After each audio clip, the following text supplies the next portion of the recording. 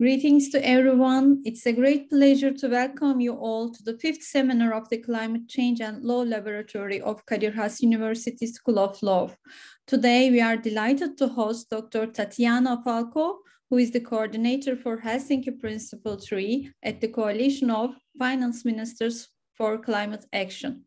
She is a senior policy expert in international tax and environmental taxation, providing expert consultancy services to the World Bank, United Nations, and the African Tax Administration Forum. Dr. Falca is a member of the United Nations Subcommittee on Environmental Taxation and a member of the Scientific Committee of Africa Tax Research Network of the Africa Tax Administration Forum. She was previously with the UN Environment Programme and UN Department of Economic and Social Affairs, overseeing the work of the Committee of Experts in International Cooperation in Tax Matters. Her research focuses on the interface between international tax law and policy issues, with emphasis on the impact on emerging economies. Her book, A Proposition for a Multilateral Carbon Tax Treaty, was published by the International Bureau of Fiscal Documentation in 2019. She is a columnist at the Tax Notes International and a frequent contributor to Clover International Tax Blog. In 2019, she was named by the International Fiscal Association's Women in Tax Committee one of the top 40 women lawyers who have shaped international taxation over the last 100 years. Her bachelor in law was obtained at Universidad Cândido Mendes. She has 2 LLM degrees, one from University of Cambridge, where she was the editor and treasurer of the Cambridge Law Review, and the second from the New York University. She completed her PhD at the Vienna University of Economics and Business. So today we are so lucky and privileged to hear the carbon taxation from such an expert. And the floor is yours now, Dr. Falca. Thank you very much. Thank you for having me and for inviting me to this really interesting series on climate. I'll be talking to you today about carbon taxation, which is my area of expertise. And I am so sorry not to be able to get personally acquainted with beautiful Istanbul. I wish I could be there. It's a city that is still on my list. It's a bucket list city, so hopefully at some time soon we'll be able to meet in person. But let me share my screen with you for now. Oh, wrong button.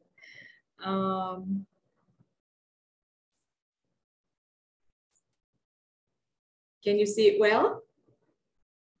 Yeah, perfect. Okay, so I will, the way I organize this presentation is I will start with some general remarks, a little bit of the international framework, just to give context on why all of a sudden you start hearing so much about carbon taxation and environmental taxation in the media. And then I will talk more deeply into what it means to tax carbon and from a design perspective, what that is and how that happens. And then I'll talk a little bit about multilateralism in carbon taxation and carbon pricing in general, and I'll make the distinction between both.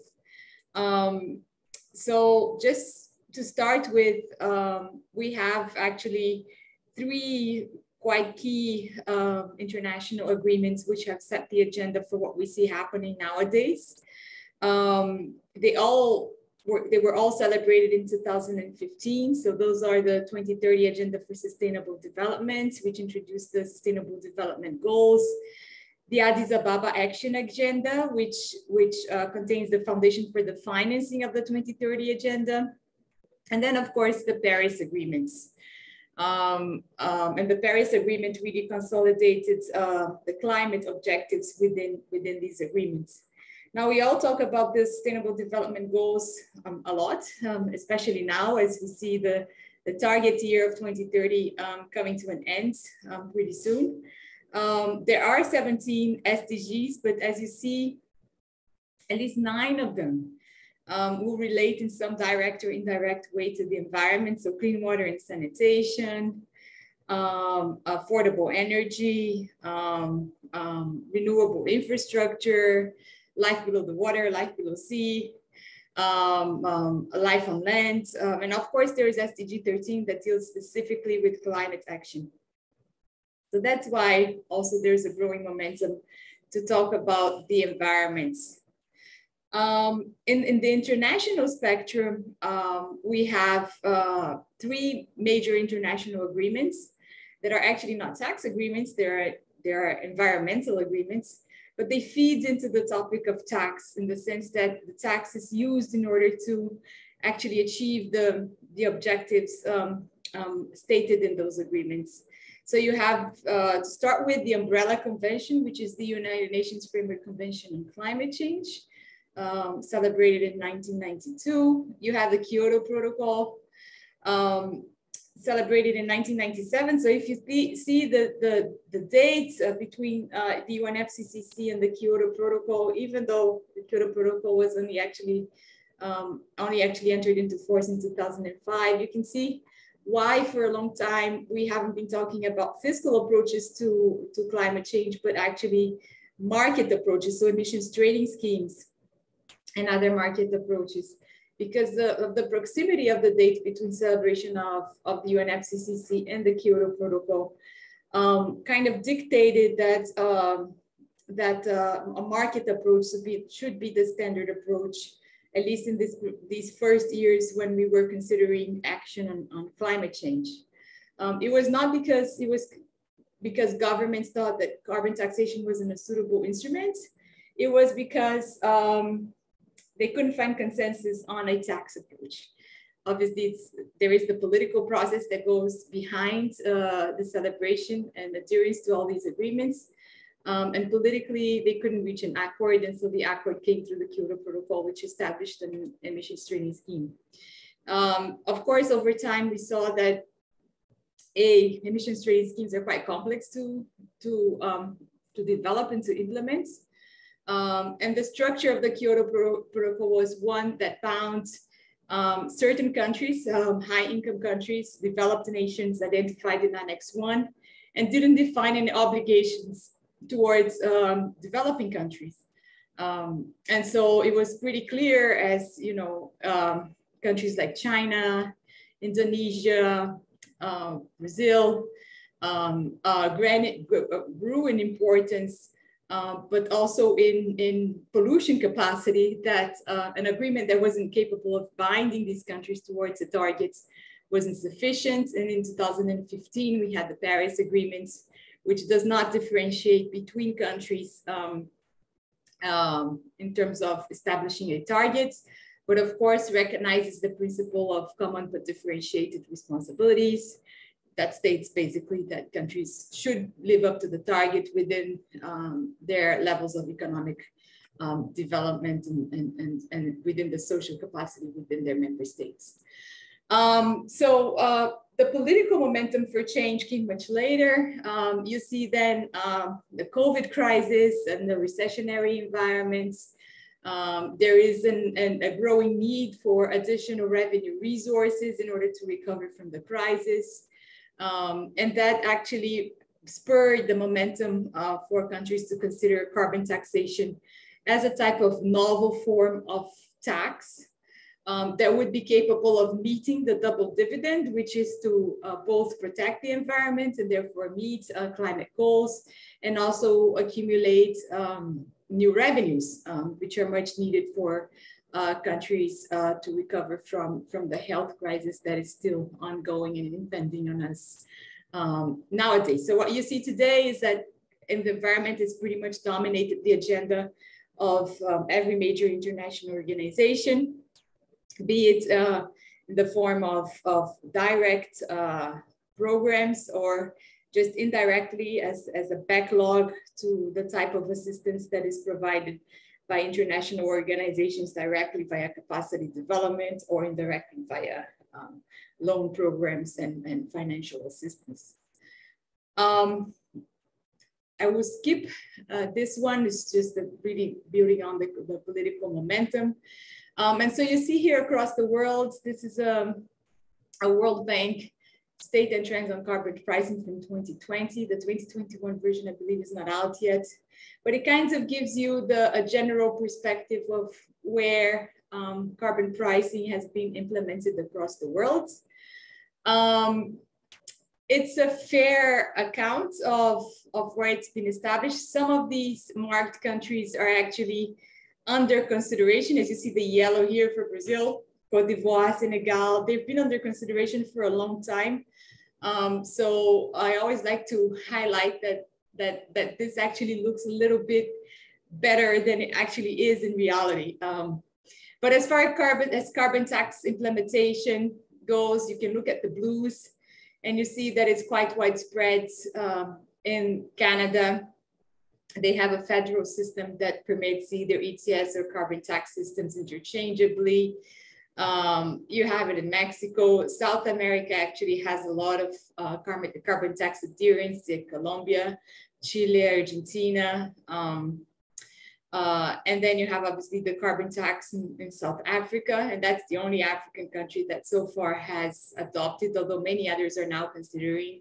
And then of course, a very widespread adherence in Europe, both individually and in addition to the emissions trading system that is employed at EU level. ETS is mostly around China.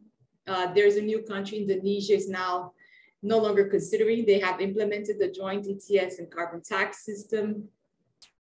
And Australia, of course, used to have an ETS in force, and that was repealed somewhere around 2016-17. But New Zealand has a very good ETS system as well. So what do we mean by carbon pricing? Because as you see, that chart, it really shows you all kinds of different instruments, that both fiscal and non-fiscal, and the emissions trading scheme is a non-fiscal instrument. There is no actual consensus on what people, when people refer to carbon pricing. Most of the times when you read a publication, people are actually referring to explicit carbon prices, which means basically carbon taxes and emissions trading schemes. Emissions trading schemes are capable of inflicting an explicit carbon price if they are not grandfathered. So if the permits, the initial offering of permits is granted for free, delivered for free, rather than auctioned in, for the covered entity. Obviously, when a country auctions emissions to a covered entity, it's very similar to taxing. So then an emissions trading scheme acquires certain characteristics that are more similar to a tax.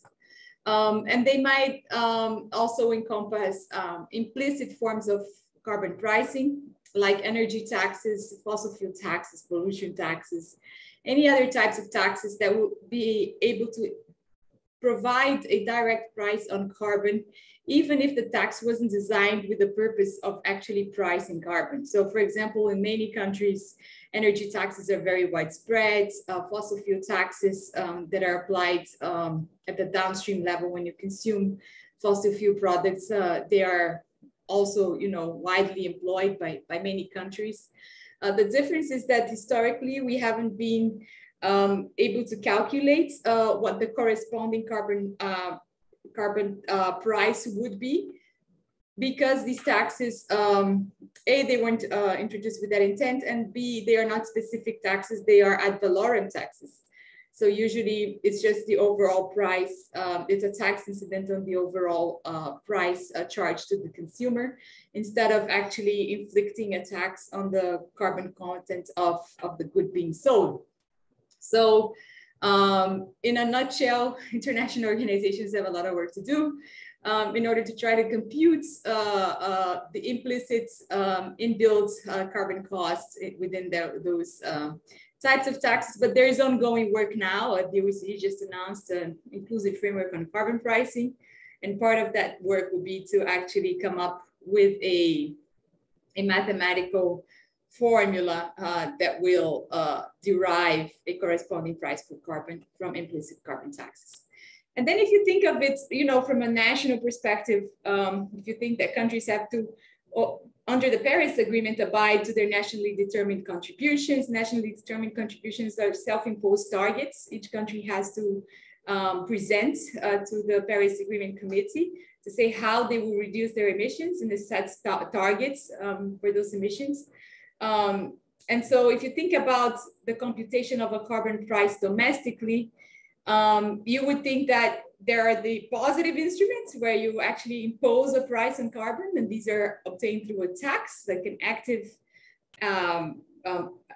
the active act of actually putting a price on carbon. But obviously, you would have to detract any type of subsidy or exemption, tax rate reduction, or state subvention that the country might also grant towards fossil fuels or carbon-based materials in general.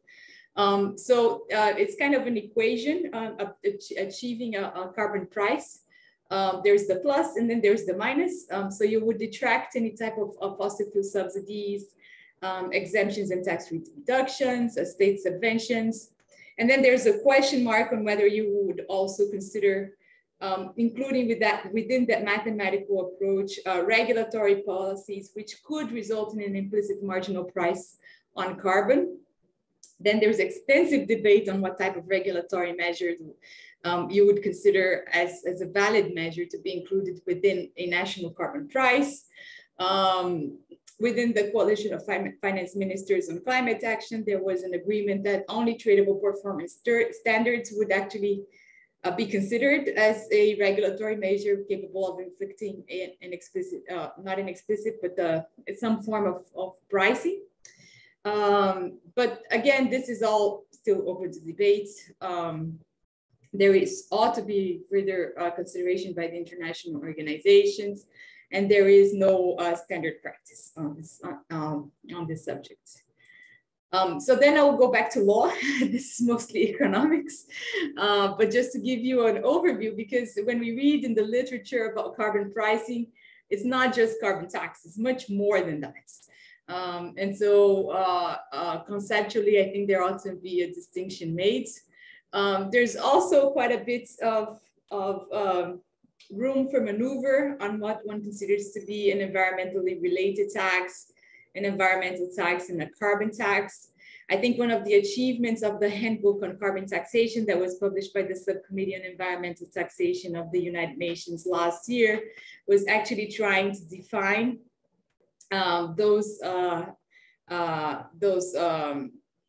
provide a definition for those terms. So environmentally related taxes would be any compulsory and required payments to general government levied on tax basis deemed to be of an environmental relevance. So the environmental base can have an environmental relevance, but might not necessarily lead to an environmental result. And we have so many taxes there that, that we can exemplify that are taxes that are not capable of actually inflicting protection on climate and reducing carbon dioxide emissions. So any tax of an environmental nature would be considered in that, plastic taxes, nitrate taxes. So it's a very wide ranging scope. And this is a definition that's consistent with the OECD approach to also defining these taxes.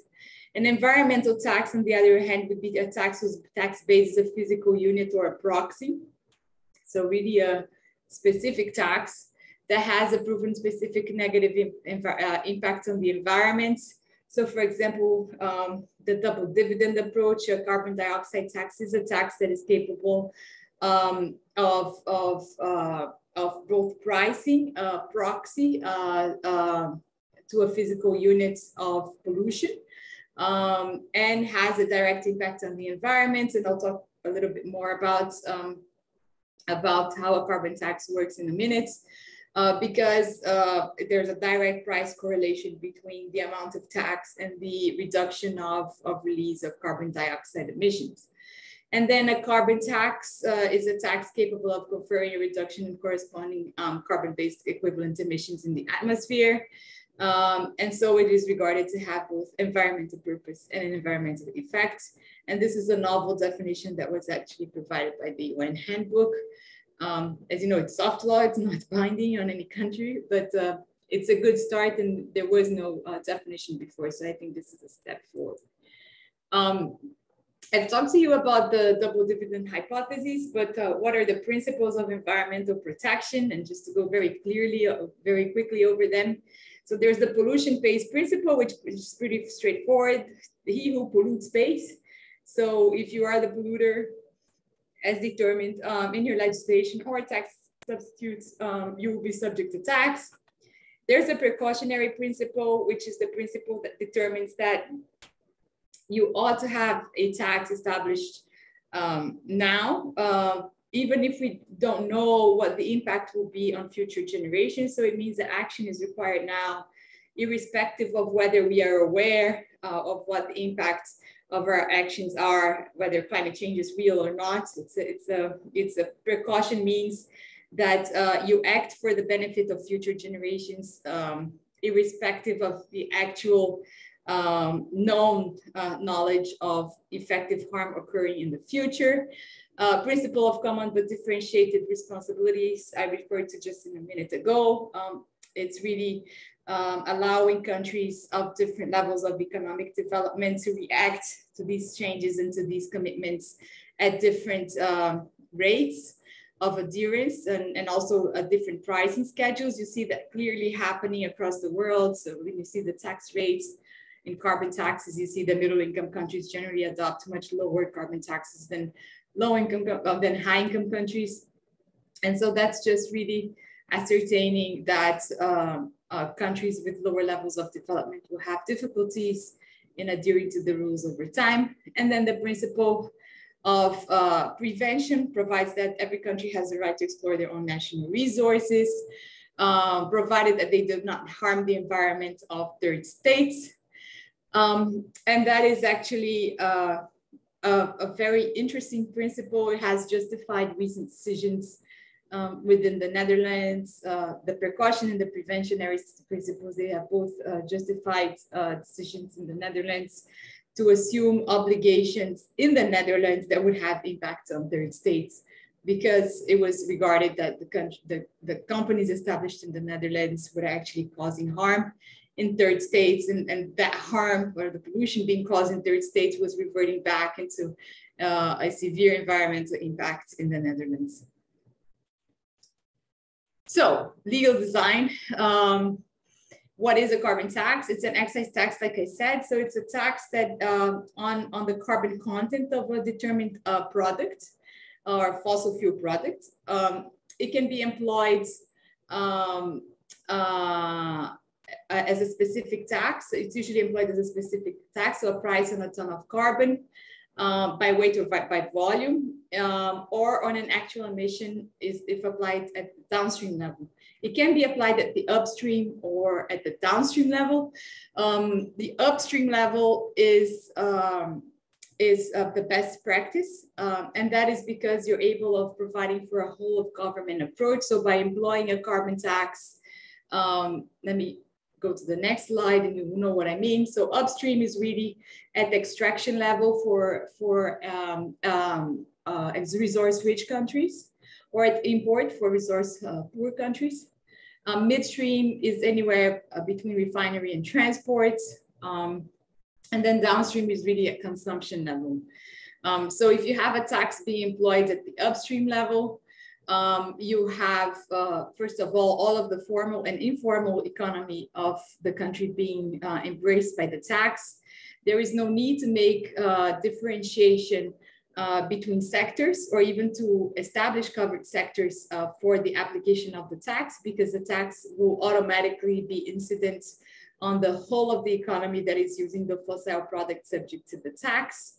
And obviously there is a direct correlation between the correspondence between the content of carbon in a fossil product and the revenue that is generated as a result of that fossil product.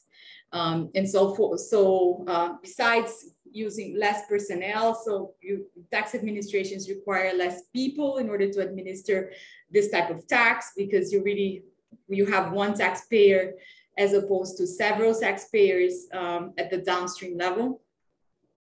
And also you're able to foretell how much revenue generation you'll be able to obtain via the application of the tax.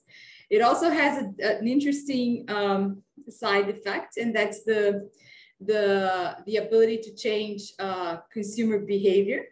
And that is because if you think of the byproducts of oil, you have diesel, gasoline, natural gas.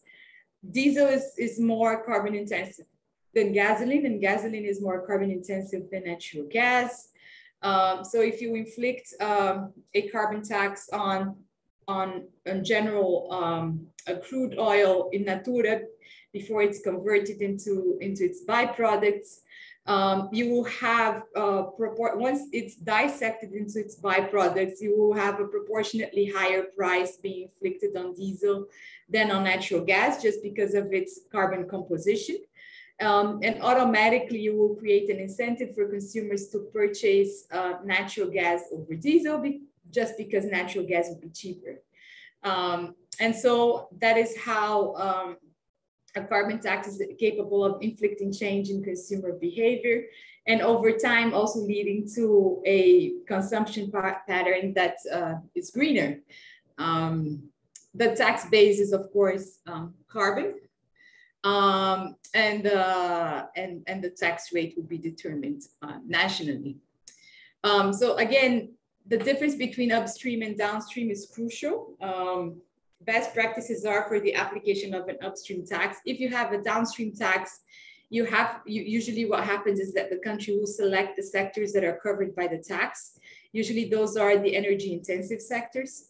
And then you have an extensive overview of monitoring, review, and verification processes, because your tax base then is the actual emission produced through the burning of that fossil products. So you have to then imagine that the authorities will have to verify whether the actual emissions produced correspond to what was expected, to know whether the tax being paid is correct. So yeah, the burden of tax, of course, is always on the consumer, irrespective of which type of approach you're adopting in implementing the tax. Even if the person identified as the taxpayer might be the extractive industry or the importer or the retailer, the burden of tax always falls on the consumer. So the initial price, setting the tax rates, there is a large part of the doctrine that says that it should be commensurate with the level of economic development. There's also economists that support that you should front load the initial rate, so really establish a high tax rate and see how the market reacts, or obviously provided that the right conditions are present and that the government prepares its taxpayers for receiving that carbon tax. And there's a big discussion there on how to really prepare taxpayers for the introduction of a carbon tax, how to obtain popular support in introducing a carbon tax. But the important thing is that no matter what, after you establish your initial tax rates, you prorated the increases over time, that your tax already foresees standard increases, let's say, at first on an yearly basis, and then after a while every 5 years, so that there is tax certainty, legal certainty in the increase in tax rates, and that businesses are prepared for those increases,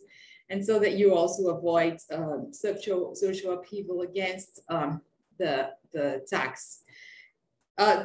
There's support for the establishment of a carbon tax floor. That's a minimum carbon tax price, but not a ceiling. The ceiling obviously will conflict with the targets of the Paris Agreement. And obviously the schedules of increase should be considered differently for developed and developing countries, but obviously as well, the initial tax rate establishment would be different for developed and developing countries. And I think I will cover this last point, that a successful tax will actually lead to reduction in revenue collection ability. It's actually a conundrum of the establishment of a carbon tax, in that what you really want to obtain as a policy objective is for taxpayers to pay zero tax.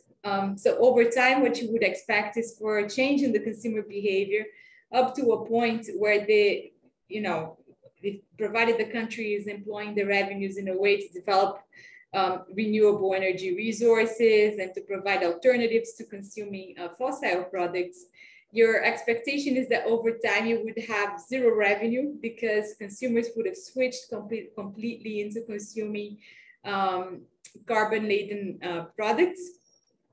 Of course, this is a very ambitious target. We don't even have the technology for that to happen nowadays. So this is not under consideration. But the Nordic countries, which were the first countries to introduce a carbon tax in the 1990s, already see a substantial reduction of revenues in the accumulation of deriving from the carbon taxes they established.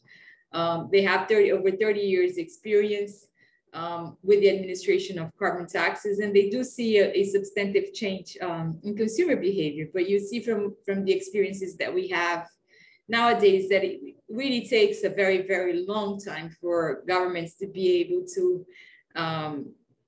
be worried about the loss of revenues from carbon taxes. The experience is that it takes a long time for that to happen. So here is a little bit of an overview. Again, it's from the World Bank State and Trends in Carbon Pricing on the rates currently being employed across the world. It covers carbon taxes and ETSs, but if you look at carbon taxes, you have here Sweden, very high carbon tax, 119 euros. I think this is in dollars per ton of carbon dioxide emissions. The Nordic countries are all on the top. That's because they were the first ones to introduce the tax. We also have this knowledge that the countries known to have been the first ones to introduce carbon taxes are actually the ones currently employing the highest carbon tax rates. And so it shows that, you know, a history with the implementation of carbon taxes is important in order to get the tax rates high. And you also have like some odd examples. So the odd ones out, you would have countries like Japan that has a carbon tax, and you would expect Japan to have quite a high carbon tax considering its level of economic development, but it's only $3 per ton, which is a very low one. And then you have pretty much all of the South American countries and South Africa within the range of $5 per ton of carbon dioxide. So you see that the middle income countries, they're all kind of at the same range. Indonesia, who has just launched its system this year, is even lower, it's $2.5.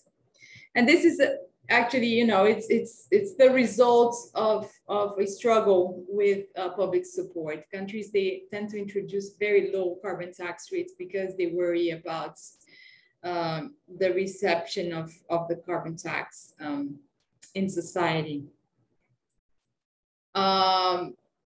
There are distributional implications. This is just a general point. Every indirect tax is known to be regressive. So to provide a larger impact on low-income households, there are ways of addressing that. You can provide a cashback transfer, as has been the example for example, in Canada. You can have support programs depending on geographic areas. So if you know that most of the low-income households are concentrated in a geographic location, you can have a specific different tariff for housing in that location, and that was the experience in Colombia. So there are ways of addressing regressiveness, but what we know nowadays as well is that the more developed the country, the higher the level of concentration and the larger the regressiveness. So in actual fact, for very low-income countries, many African countries, there are lots of economic studies that outline that a carbon tax is actually not regressive at all. And that's because the consumption of fossil products is seen as a luxury product. Most of society does not resort to fossil products in their daily lives. And so actually by taxing carbon, you're only taxing the more affluent members of society. And so you do not have such a large impact on regressivity. In any case, if you do, you know, most countries will provide some level of compensation, either through the social security system or through cashback systems. And then the employment of carbon taxes, how you use those revenues, it's obviously subject to every country to define, but most countries will have some level of difficulty in earmarking revenues. Many countries have constitutional limitations to the earmarking of revenues. Those that do not usually will establish some level of at least a portion of the revenues being used for environmental purposes. You can also create environmental funds for environmental protection, and that's a way of overcoming constitutional limitations to earmarking. So there are a few ways you can manage your revenues in order to try to address also climatic concerns through the employment of revenues. Some countries actually use revenues in the general budget. So really they feed into the schooling system, educational system, health, housing, also to gain popular support for the tax. So, if you show that revenues are actually reverting to society through a bettering of the public services, that might also be a point of exchange for the general population to support the program. So I put in a word on border carbon adjustments because it seems to be a little bit of a hot topic at the moment. You obviously have the proposition of the EU on the carbon border adjustment measure. And so how do border carbon adjustments come in within the context of a carbon tax or even an emissions trading scheme? They really come in to address the issue of carbon leakage. Carbon leakage is really fear of relocation of domestic industry to a location that is offering either a lower carbon price or no carbon price. That would obviously have a huge impact on domestic activity and loss of competitiveness in international markets. And also, it kind of deters the ultimate goal of a country introducing a carbon tax or a carbon price, which is to obtain an environmental benefits. If the industry relocates to a location where there is no price or there is no tax, you're obviously not obtaining the corresponding gain because the pollution will continue.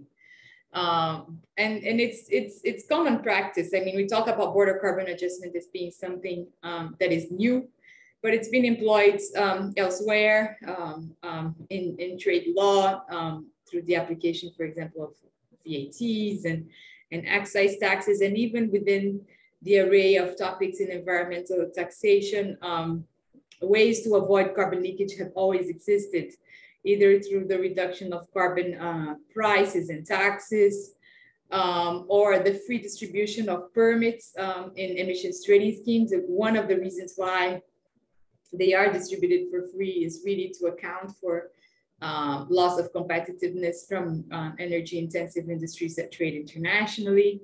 And so there are other corresponding instruments that stand in for a border carbon adjustment measure. So they can be established in respect of three instruments: a carbon tax, an emissions trading scheme, and a regulatory instruments. So we bring that to light. There's currently no proposal of a PCA in respect of a carbon tax, although Canada is considering a PCA. And if it does so, it will be in respect of a carbon tax because many of the Canadian provinces employ carbon taxes. As you know, there is the carbon border adjustment mechanism from the EU, and that is in respect of an emissions trading scheme. It's an interesting one because the CBAM is seen as an internal regulation applicable to imported products. And so it's really not the extension of the EU ETS to the border, but rather the replication of the EU ETS at the border. And so there are differences between the treatment that is received by importers and the treatment conferred under the EU ETS to domestic producers. The major difference being that importers do not have access to the EU ETS secondary market for trading of permits. And that has several impacts under the WTO in assessing compatibility with the General Agreement on Trade and Tariffs. And then you have a recent proposal from the US that under the Fair, Affordable, Innovative, and Resilient Transition and Competition Act of 2021 is a proposal as well. It hasn't been accepted, but for a BCA in respect of regulatory measure, such as a command and control measure or a measure in increasing efficiency. Why is that? As you saw in one of the first slides I presented to you, the US does not have a comprehensive national system for pricing or even taxation of carbon.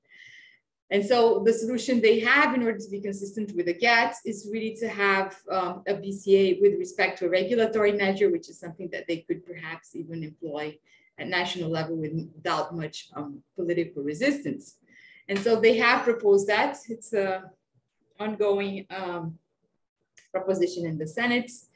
And it raises a lot of questions because, like I said in the beginning, we don't even know whether regulatory instruments would be considered instruments that are apt to provide either an explicit or an implicit price in carbon. And so whether that would, in fact, how you would achieve the corresponding price of carbon from a regulatory measure is an open question. What would be the mathematical computation is another measure, and whether that would infringe on the rights of other countries trading with the US is actually a third question. So it would probably be very questionable under the WTO agreements. So, you know, legality rules under the GATS in general, in order to survive the test, you have to live up to 3 main articles. The first one being the most favored nation rule.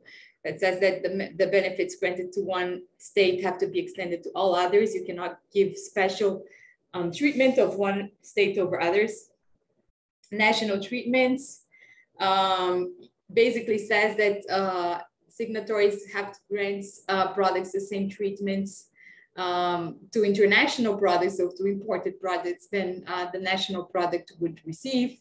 So basically, if you apply a carbon tax of $5 per ton domestically, your border carbon adjustment would have to be $5 per ton as well, because you cannot grant a less favorable treatment towards the product that derives from abroad. And then quantitative restrictions that basically say that you can also not impose more burdensome requirements to bring in products from abroad. So it's all about free trade, right? So you cannot create more burdensome regulations to import products, because that would be, in actual fact, an impediment to free trade. So you cannot create like overburdensome licensing requirements or registration or reporting requirements. So these are the 3 tests. I have actually done quite a bit of research on this. Basically, a carbon tax, all kinds of taxes levied on carbon, they would not live up to these standards. Luckily, there is Article 20. G and B would come in as being the topics of relevance for climate protection. So basically, it's a public policy exception, which says that some measures which are restrictive on trade, basically that don't live up to the general test under the GATT, may be justifiable if it's related to the conservation of exhaustible natural resource, provided it's made effective in conjunction with restrictions on domestic production or consumption. So basically, if it's for the conservation of an exhaustible natural resource, and there you shouldn't think about conserving fossil fuel products, but rather what the jurisprudence has said is conserving clean air is known to be a natural resource. Then if you apply the same charge to your domestic product and to your foreign product, it is fine. Then you go under the public policy exception and you're allowed to do it. And you must also meet the requirements of the chapeau. The chapeau is the general provision. And it says that the measure cannot be discriminatory between countries or arbitrary. It must be flexible. And it must also take into account similar regulatory requirements in third states. Meaning if the EU imposes a border carbon adjustment of $30 per ton of carbon dioxide at the border, and the product is coming for Chile where the tax is $5, then the EU has to account for the tax that has been already imposed in Chile, provided Chile doesn't grant any exemption on exports. And so the price for the product derived from Chile would be 25 instead of 30. That's complying with the chapeau in very simplistic terms. There has to be flexibility, and you have to account for other programs that already exist internationally. So how would those tests live against what we have now as propositions for instruments in respect of which a border carbon adjustment would apply? We know because of the existing jurisprudence, particularly US gasoline in the WTO, that a BCA applied in respect of carbon taxes would probably be compatible with the GATS. A BCA applied in respect of an emissions trading scheme, it's not so clear because of the way the EU has defined their CBAM measure at the border. So like I said, it's a mirror approach. It's not an extension of the ETS. And there are differences in the way the program operates at the border and what the EU ETS stands for. It is known as well that the reason why the EU qualifies the CBAM as it does is because of internal considerations. So if you called it a tax or substantially similar to a tax or a de facto tax, it would have problems within, the Lisbon agreements. As you know, new taxes are subject to unanimity requirements under the EU laws, whereas new environmental measures or standards, they're subject to qualified majority voting. So the EU obviously wants to subject itself to QMV and not unanimity in order to be able to pass the legislation. And that's why it qualifies it as being a mirror approach, an internal measure that corresponds to the EU ETS. But there are good arguments to sustain at least a WTO article at the WTO level that it would be de facto a tax, what the CBAM stands for. So it could be that it lives up to the tests under the WTO. You would need a dispute in order to actually verify that. A BCA employed with respect to a regulatory measure, that is less clear. It would probably not pass the WTO test. It's very far-fetched, very different from everything else that has been said in respect of the tax. Like I said, even the computation methods, it would probably have to take into account the level, the technological standard applicable on that regulatory approach in order to derive a carbon price from a regulatory measure provided in an efficiency standard. So defining the explicit carbon price would be very difficult, a very tortuous process. And so it would probably not pass the GATT test, I think. I have written an extensive article, like I said, with Hukuk in English from Eastern University, and this is the reference for anyone who's interested in knowing more about it. We wrote it when the CBAM proposal was still a proposal. It had not been launched, the details had not been launched, so we consider actually every single type of measure against border carbon adjustment, whether they would pass the WTO test or not. A very comprehensive article written in 2 parts. It's available freely on SSRN for whoever wants to access it. And then, of course, a very recent discussion, this is the last topic I will bring in, is multilateralism within the field of carbon taxation. Because many countries now are seeing themselves faced with the prospect of having to live up to a border carbon adjustment in the EU. Many countries across the world trade with the EU. The EU is a very important trading partner globally.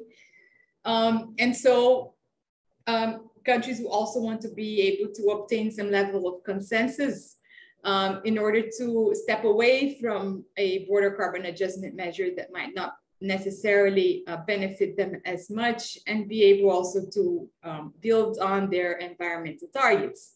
So there is no cooperative framework to date, but countries can establish coordinating measures through blocks of regional economic cooperation.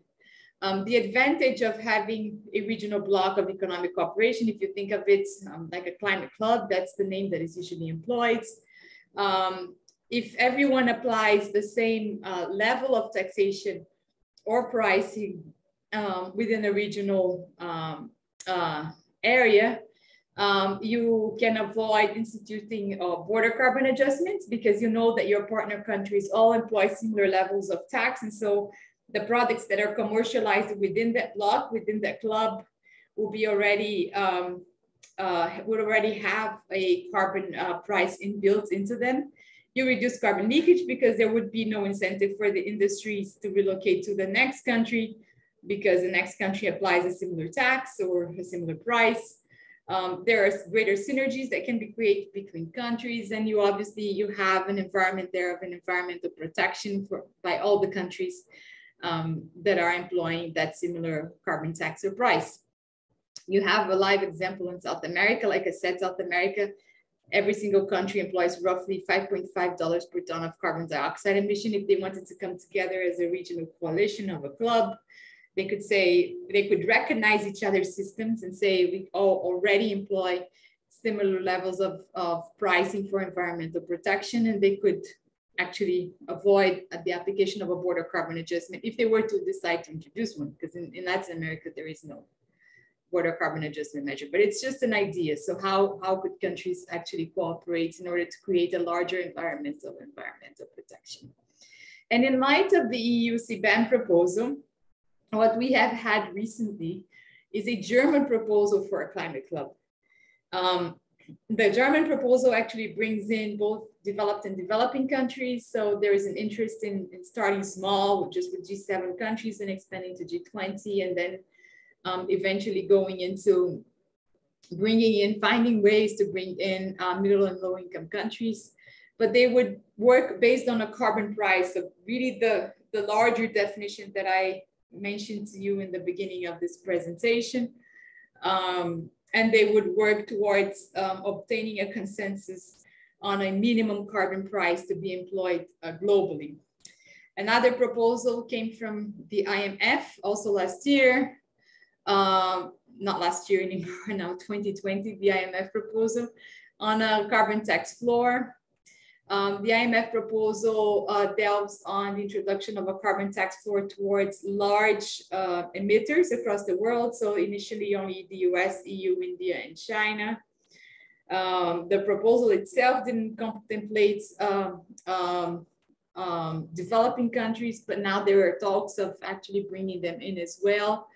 And obviously, you know, within the climate club, you do not have the imposition of a border carbon adjustment, but when trading outside the border, the climate club, so if you trade with foreign partners that are not members of this minimum price, you would then employ a border carbon adjustment measure to assure that the heightened level of environmental protection is maintained.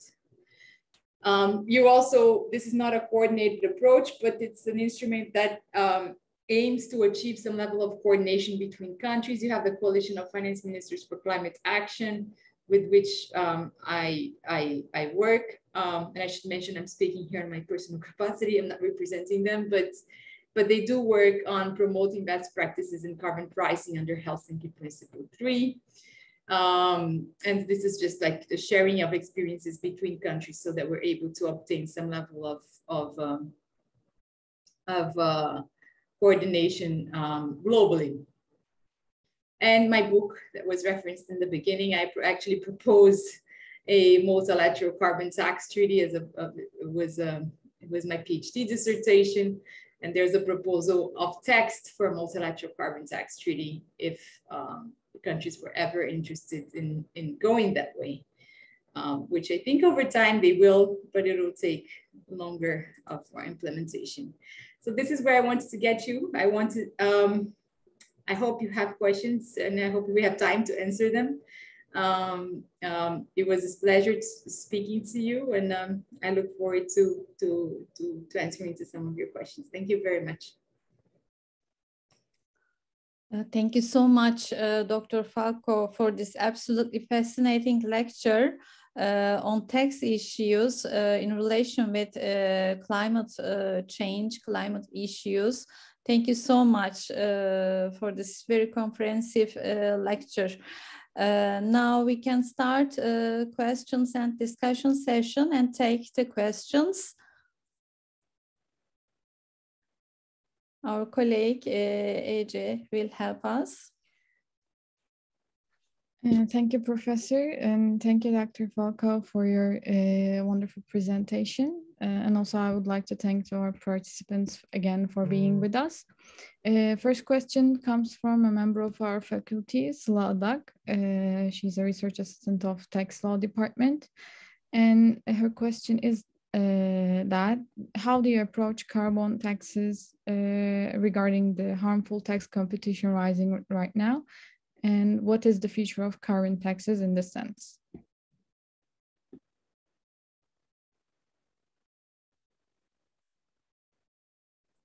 How do we approach carbon taxes in light of what? Sorry, can you repeat that?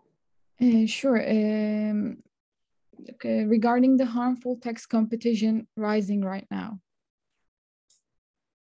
So yeah, I mean, like I said, one of the mechanisms in order to avoid harmful tax competition to start with is usually associated with the practice of multinational entities, really trying to reorganize their affairs in order to obtain a lower tax rates in a tax haven jurisdiction or elsewhere where they're able to get benefits. Carbon taxation is mostly dealt with under the context of countries, obviously because a carbon tax would be introduced by a country and incident on the businesses that are residing in that country. There is no tax planning with respect to carbon taxation yet, maybe because it's not so widespread. It is not a known feature. The fear is that really you have carbon leakage. So mainly, basically that you would have businesses relocating. Let's say a business is located now in Germany. Germany introduces a super high carbon tax, let's say 60 euro per ton of carbon dioxide, in addition to the ETS, and the business says, I'm fed up with doing business in this country. I'm going to relocate to Morocco where there is zero carbon tax. That's carbon leakage. Is really relocation of industry to a foreign country in order to get away from a heightened environmental standard or a high carbon price. What you do then is you employ a border, once you employ a border carbon adjustment as a mechanism to avoid that from happening, is that even if the industry relocates to Morocco and it trades, assuming it still trades with the EU and it's located in the EU for a reason, probably proximity to its consumer product, to these consumer markets, or access to other markets via trade agreements, that it would then have to pay a corresponding fee in trading with the EU. So that's what a border carbon adjustment does. I didn't talk about impact on third states because I thought my presentation was already long enough. But what you have, in fact, when you apply a border carbon adjustment at one country is you're extending your standard to third countries. So you're basically saying, even if you have been inefficient and you haven't really introduced an explicit form of carbon pricing in your country, I am now imposing my standard on you. So if you are trading with me, you're going to have to pay the same price as I impose on my own businesses. Now, obviously, you can think of that as being a very difficult argument to sustain, especially in a global context where you think that, you know, every country is sovereign and they should be entitled to do whatever they want from an environmental and a tax perspective. Some countries also interpret that as being usurping their sovereign right to tax. Because if you do not have a pricing policy domestically, and you are being subjected to border carbon adjustments by a foreign country, you're obviously paying the price and not receiving the revenues. So that is also, in a way, inflicting some level of opposition to the principle of common but differentiated responsibility. Some developing countries are going as far as saying that they're financing sustainable development in rich countries in the EU through the CBAM.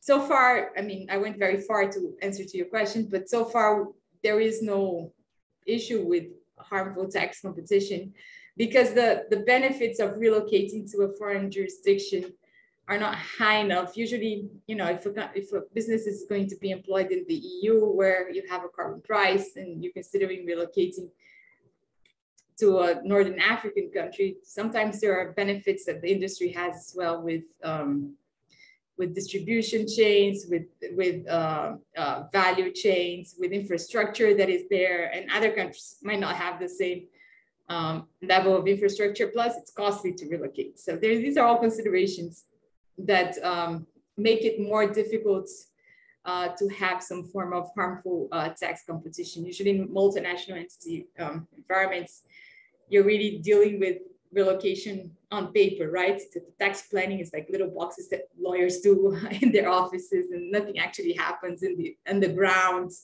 to reflect those changes. It's almost like it's a child play, whereas with environmental taxation, you actually have to have a physical relocation. So I think the considerations had for these businesses to go elsewhere are more stringent than with just normal business.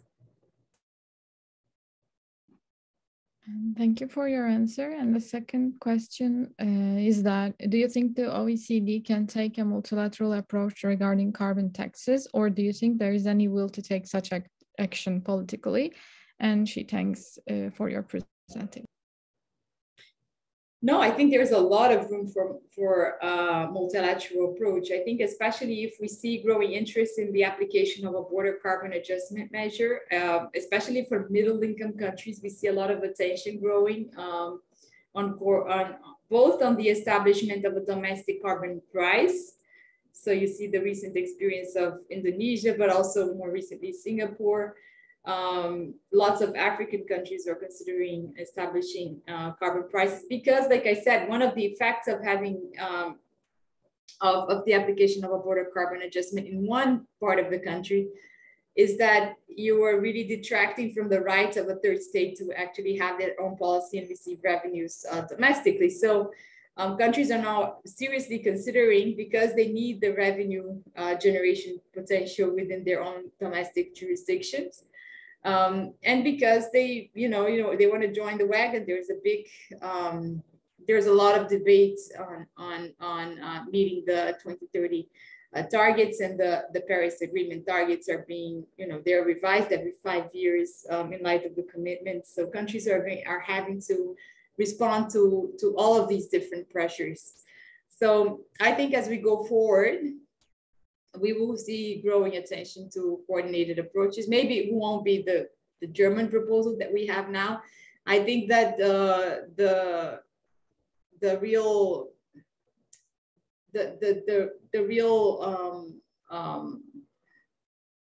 novelty that we have from the German proposal is that it's the first time that a country is actually proposing a coordinated approach. So that's a huge novelty. So far, we've had IMF propose coordinated approaches in its documents. They're basically propositions from an international organization, soft law, not binding. But to have a country suggest that for the first time, it's groundbreaking. And also, both the G7 and the G20 have mandates to work on climate. With the G7 having prominence now as the German presidency. The Germans are presidents of the G7, and they are the ones proposing a climate club approach. So I think we're going to see a lot of development in that spectrum because of the political mandates. Thank you. Our next question comes from Ayça Sezer, and she says that my question would be about the efficiency of environmental taxation in protecting the environment in a global way when we consider different taxation amounts. Wouldn't it create a path for companies to release the carbon and sell their products on countries that have lower tax rates instead of countries that have higher tax rates? Right, so that's what I said about the ability to relocate. Some companies cannot relocate, right? So the feature, a great feature of environmental tax that is different from normal business is that the resources are located in one jurisdiction. So if you think of an upstream carbon tax, like I described in the presentation, sometimes, you know, an extractive industry will be located in a country because the extractive resource is in that country. So if you have an upstream carbon tax, which would be ideal that every country would have an upstream carbon tax, it's not really an option whether the extractive industry wants to, you know, extract oil from the neighboring state, because the resource is not in the neighboring state, the resource is in that state that it's in. So if you have a carbon tax there, you're already able to cover the whole supply chain and cover all the sectors that are, you know, subjected to some level of consumption of fossil products. Likewise, if you then think of carbon tax that is incident at the downstream level, assuming that the country doesn't have an upstream carbon tax, but a downstream carbon tax, it takes a lot for that business to relocate to a foreign jurisdiction. First of all, because there are, sometimes they're there because there's a certain infrastructure. If they're located in Europe, they would be subjected to the border carbon adjustment when trading back. If they're in a high income country, they're probably in a high income country because they rely already on the infrastructure and the supply chain that is available in that region. All these, you know, we're not talking about business entities, but we're really talking about the extractive industry, the importer, the refiner, the gas station that sells you the gasoline, the energy converter and industry. These would all be possible taxpayers. So entities that would possibly be subject to tax. And these are all part of a larger array or function of the supply chain of fossil products, and not necessarily just a person doing business. So relocation really means more to them than it does in a regular business context. Thank you so much for your reply. I see no questions currently in the chat box, so I want to remind our participants that they can write their questions or they can raise hand. Otherwise, I can give the floor to Professor Açıkel.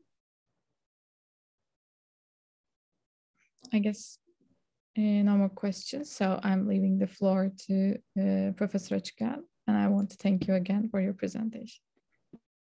Thank you, Ece. Thank you very much for this fascinating questions, and thank you for the insightful answers, Dr. Falcao. Now we come to the end of time allocated to us for this event. I thank everyone in the audience for joining us today, and I hope everyone enjoyed today's lecture. We wish you stick with us on our next seminar. Please send us an email to ccllab@khas.edu.tr if you wish to be included in our mailing list for our future events. And Dr. Falcao, before we finish, it's over to you for your closing words. I don't think I have any more words to close in. Thank you very much for the space and for giving me the ability to present. As you can see, I'm a talker, so I could talk about this all day long. I'm very passionate about environmental taxation, and if any of the students present here are interested in writing about it, or researching, doing further work, I think it's really a growing area within tax law, and we need many more brilliant minds thinking about these topics in order to take it forward into the future. So thank you very much for the space, and hopefully see you soon in person in the near future. Thank you very much. Thank you, Dr. Falca. Thank you so much. We are looking forward to seeing you also in person in future. And thank you for participating as from Brazil. Thank you so much. Thank you, everyone, and goodbye.